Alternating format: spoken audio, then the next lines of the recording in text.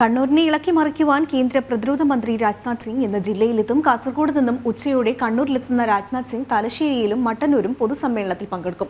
ത്രികോണ മത്സരം നിലനിൽക്കുന്ന മണ്ഡലത്തിൽ ദേശീയ നേതാക്കളെ എത്തിച്ച് കളം പിടിക്കുവാനാണ് ബിജെപിയുടെ തീരുമാനം. മുൻകാലങ്ങളിൽ നിന്നും വ്യത്യസ്തമായി ത്രികോണ മത്സരത്തിലേക്ക് മാറിയ കണ്ണൂരിലും കരുത്തുകാട്ടുവാനാണ് ബിജെപിയുടെ ശ്രമം. ഇതിന്റെ തുടർച്ചയാണ് കേന്ദ്ര പ്രതിരോധ മന്ത്രിയെ മണ്ഡലത്തിലേക്ക് എത്തിക്കുന്നത്. ഉച്ചയോടെ കണ്ണൂരിലെത്തുന്ന രാജ്നാഥ് സിംഗ് തലശ്ശേരിയിലും മട്ടന്നൂരും പൊതുസമ്മേളനത്തിൽ പങ്കെടുക്കും.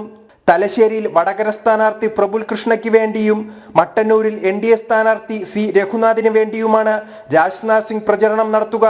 കേന്ദ്ര പ്രതിരോധ മന്ത്രിയും ബിജെപിയുടെ സീനിയർ നേതാക്കളിൽ ഒരാളുമായ ശ്രീ രാജ്നാഥ് സിംഗ് കണ്ണൂരിൽ വരിക 3 മണിക്ക് തലശ്ശേരിയിലും 4 മണിക്ക് മട്ടന്നൂരിലും പ്രസംഗിക്കും.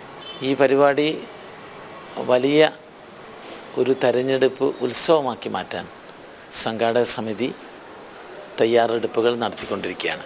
ഞങ്ങളുടെ ബിജെപിയുടെ പ്രകടന പത്രിക രൂപീകരിക്കുന്നതിൽ നേതൃത്വപരമായ പങ്കുവഹിച്ച ആളാണ് രാജ്നാഥ് സിംഗ്. അതേസമയം വരുന്ന ദിവസങ്ങളിൽ കൂടുതൽ ദേശീയ നേതാക്കളെ ജില്ലയിലെത്തിച്ച് തെരഞ്ഞെടുപ്പ് പ്രചരണം ശക്തമാക്കുവാനാണ് ബിജെപിയുടെ തീരുമാനം. ജനം, കണ്ണൂർ.